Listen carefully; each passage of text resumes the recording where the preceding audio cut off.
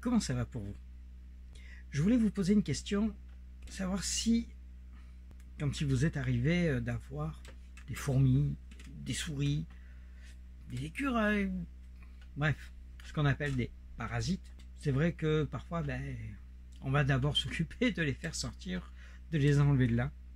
Mais la cause de leur venue est très importante pour éviter qu'il y en ait d'autres qui reviennent.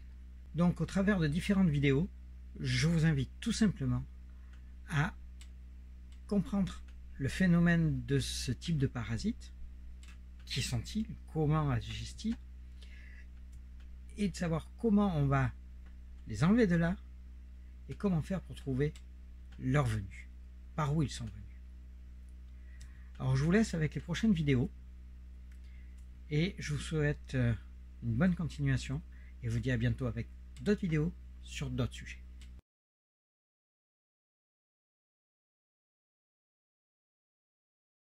Les vidéos qui vont suivre sont tout simplement à propos des rongeurs, de la petite souris au rat, les rongeurs principaux. Il y en a d'autres, mais on verra ça plus tard. Donc, 3 vidéos. Première partie, quels sont les points communs de ces rongeurs? Souris et rats ont des points communs, il faut savoir lesquels et pourquoi. Deuxième vidéo, les souris principalement, et la troisième dans laquelle on va parler des rats de Norvège et des rats fruitiers, le rat noir. Alors je vous souhaite une bonne continuation et un bon suivi de ces vidéos.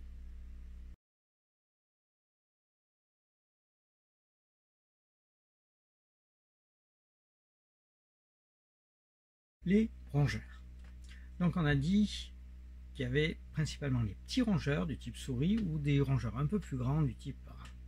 On ne les retrouve pas tout à fait aux mêmes endroits et ils ne peuvent pas être en même temps dans un même local à la même hauteur. Mais d'abord, pourquoi les appelle-t-on rongeurs? Regardons ici, on voit que tout simplement les deux paires d'incisives sont extrêmement pointues, sont extrêmement acérées. Mais regardons plus précisément. Ces rongeurs ont leurs incisives qui poussent en permanence. On voit que ça pourrait aller très loin et venir jusqu'à la base du cou. Et c'est pour éviter ceci que tout simplement les rongeurs ont besoin de gruger, ont besoin de ronger en permanence tout ce qu'ils trouvent sur leur chemin. Ces fameuses dents dont on vient de parler, quel est leur niveau de dureté? Vous voyez ici sur cette échelle que les éléments qu'on rencontre sont classés par dureté du plus tendre en bas jusqu'au plus dur en haut. Et les dents de rongeur sont à un niveau de 5,5.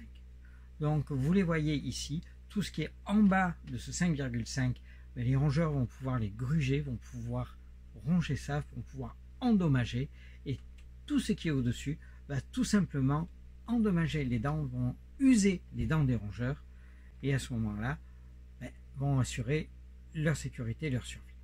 Ce qui est en bas, si c'est dans notre environnement, on va se retrouver avec des trous, on va se retrouver avec des fils de cuivre qui sont endommagés. Donc, imaginez dans le filage électrique de votre maison ce que ça peut donner. Donc, vous voyez que c'est quand même quelque chose qui est assez important de savoir si on a des entrées ou pas de rongeurs. Par contre, ces fameux rongeurs, on se demande, mais par où ils passent? Est-ce que c'est parce qu'on a laissé la porte ouverte, la fenêtre ouverte? Mais non. Tout simplement avec la petite vidéo que vous allez voir, vous allez comprendre que du moment que la tête passe, tout le reste du corps va passer. Donc vous voyez ici que du moment qu'elle passe la tête, le reste du corps arrive à passer. Tout simplement pour une chose particulière, comme vous voyez, les côtes se basculent, ça envoie tout ce qu'il y a en dessous vers l'arrière, et une fois que les côtes ont passé l'obstacle, elles reprennent leur place, ça fait aspiration et le bassin peut passer. Vous êtes propriétaire de votre maison, vous êtes propriétaire d'immeuble, vous avez des locataires dans cet immeuble.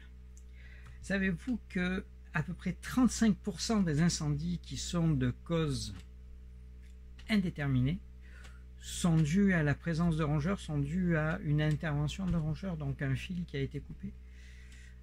c'est quand même à prendre en compte à ce niveau-là pour faire une protection là-dessus, parce que oui, les assurances peuvent intervenir, mais vous vous retrouvez souvent avec vos locataires qui sont à la rue, et ça, c'est beaucoup moins agréable. En plus de ça, l'ensemble de ces rongeurs peuvent apporter un certain nombre de bactéries, un certain nombre de germes, un certain nombre de maladies. Ce qu'on appelle les zoonoses, ce sont ces maladies qui passent des animaux aux hommes. Leptospirose, hantavirus, maladie du légionnaire, j'en passe, c'est des meilleurs, font partie de ces germes, de ces maladies qui peuvent nous atteindre directement. Il faut être très attentif à la présence de déjection de ces petits rongeurs ou de ces gros rongeurs.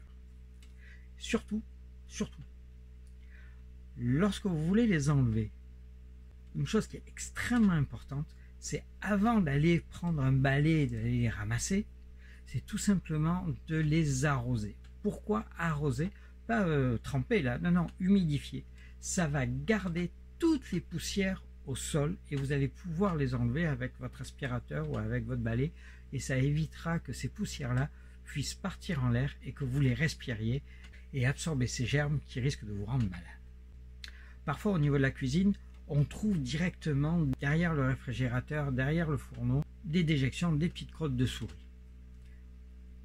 On tire, on regarde là où il y a les assiettes, où il y a les couverts, oui, on en trouve un peu au fond, bon, c'est pas très grave, on les enlève et puis voilà. Attention, s'il y a une souris qui est passée par là, ou en pire, un rat qui est passé par là, oui, il aura laissé des déjections, mais attention, il aura aussi uriné. Et dans son urine, on retrouve tous les germes que je viens de citer auparavant. C'est quelque chose d'assez dangereux pour notre santé, il faut le prendre en compte et il faut faire attention là-dessus. Donc il faut toujours nettoyer toutes les assiettes, tous les ustensiles avant de les utiliser si vous trouvez des traces comme ça. Pourquoi ces rongeurs sont là? Pourquoi on les retrouve à l'intérieur? Tout simplement parce qu'il y a un accès qui est adapté au type de rongeur. La souris, on va passer dans un 10 sous. Et oui, c'est pas très gros, un 10 sous, comme vous voyez sur la photo ici, c'est vraiment pas énorme. Je parle notamment pour les Européens qui n'ont pas forcément la taille de la pièce dans l'œil. Mais je vous dirais que si vous arrivez à passer votre doigt tout simplement dans un trou à l'extérieur, une souris va passer. Je parle du doigt, je parle de l'index. Et pour le rat, ne serait-ce que la taille du pouce en général, c'est un 25 sous ici au Québec et on peut arriver à le passer. Le rat, lui, va pouvoir passer sa tête, va pouvoir passer son corps aussi. Mais les rats, eux, on va le voir un petit peu plus tard, sont surtout dans les égouts et vont surtout revenir avec les canalisations d'eau usée. La souris, par contre, elle est beaucoup plus curieuse, va aller beaucoup plus dans des coins, des recoins. Elles peuvent rentrer directement de l'extérieur. On verra ça dans la vidéo prochaine.